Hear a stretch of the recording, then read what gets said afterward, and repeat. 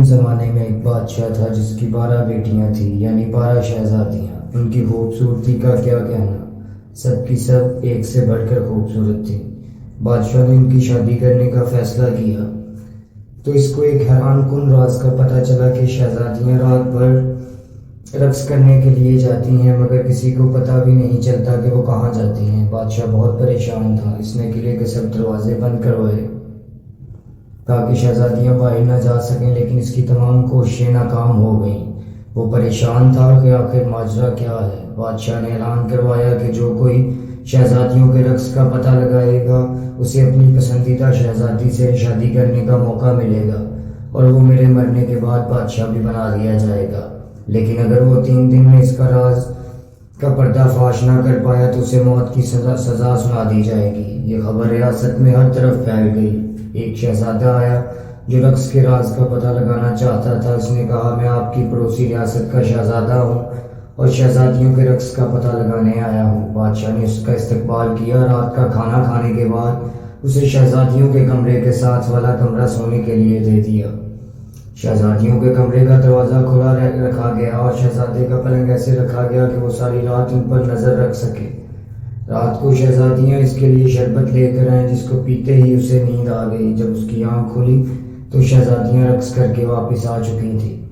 3 دن ایسے ہی چلتا رہا۔ چوتھے دن جب شہزادہ بادشاہ کے سامنے حاضر ہوا تو اس کے پاس بادشاہ کے سوالوں کا کوئی جواب نہ تھا۔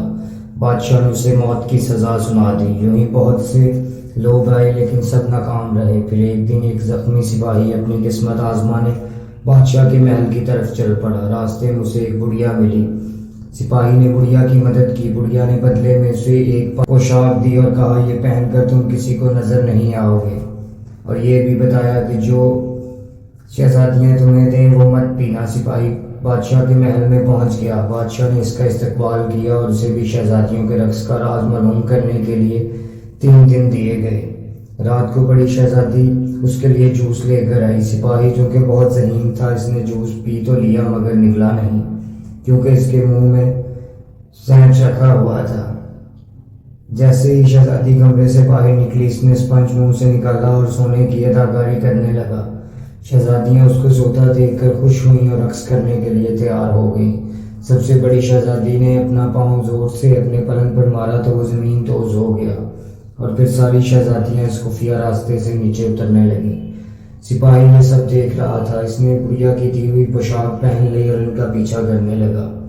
آدھا راستہ اترنے کے بعد چھوٹی شہزادی کو شک ہوا کہ شاید کوئی اس کے پیچھے ہے، مگر پوشاک کی وجہ سے سپاہی کسی کو بھی نظر نہیں آ رہا تھا۔ پھر وہ سب سے خوبصورت حصے میں پہنچ گئی جہاں درختوں پر لگے پتے چاندی کے تھے۔ سپاہی نے ثبوت کے لیے ایک پتا توڑ لیا۔ اس کے توڑتے ہی ایک زوردار آواز آئی جس سے سب ڈر گئیں۔ آگے سب پتے سونے کے تھے۔ سپاہی نے ایک سونے کا پتا بھی توڑ لیا اور آگے جا کر ایک ہیرا بھی ثبوت کے لیے لے لیا۔ پھر شہزادیاں ایک جھیل کے کنارے پہنچی جہاں 12 شہزادی ان کا انتظار کر رہے تھے۔ ہر ایک شہزادی ایک شہزادے کے ساتھ بیٹھ گئی۔ سپاہی چھوٹی شہزادی کے ساتھ بیٹھا رہا اور سب جھیل کے دوسرے کنارے پہنچ گئے جہاں ایک عالیشان قلعہ تھا، اور وہاں ساز بج رہے تھے اور اس کی دھن پر سب شہزادیاں رقص کرنے لگیں۔ صبح 3 بجے تک یہ سب چلتا رہا، جب تک ان کے جوتوں میں چھید ہو گئے اور پھر سب واپس آ گئی۔ سپاہی بھی جلدی سے بھاگ کر اپنے کمرے میں جا کر سو گیا کہ کسی کو شک نہ ہو۔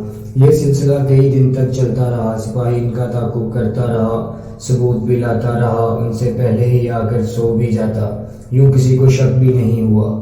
جب فیصلے کی گھڑی آئی تو بادشاہ نے سپاہی کو بلایا۔ سپاہی نے کہا، عالی جاں، سبھی 12 شہزادیاں اپنے کمرے سے زمین دوز سرنگ سے جاتی ہیں جہاں ایک قلعہ ہے۔ اس نے ثبوت بھی دکھائے۔ بادشاہ نے شہزادیوں کو بلا کر پوچھا تو وہ سب مان گئیں۔ بادشاہ نے سپاہی کو خوب انعام سے نوازا اور پوچھا، میری کس بیٹی سے شادی کرنا چاہتے ہو؟ اس نے سب سے بڑی شہزادی کو پسند کیا اور پھر دونوں کی شادی دھوم دھام سے کر دی گئی۔ بادشاہ نے اعلان کیا کہ میری وفات کے بعد میرا داماد اس سلطنت کا بادشاہ ہوگا، اور پھر سبھی ہنسی خوشی رہنے لگے۔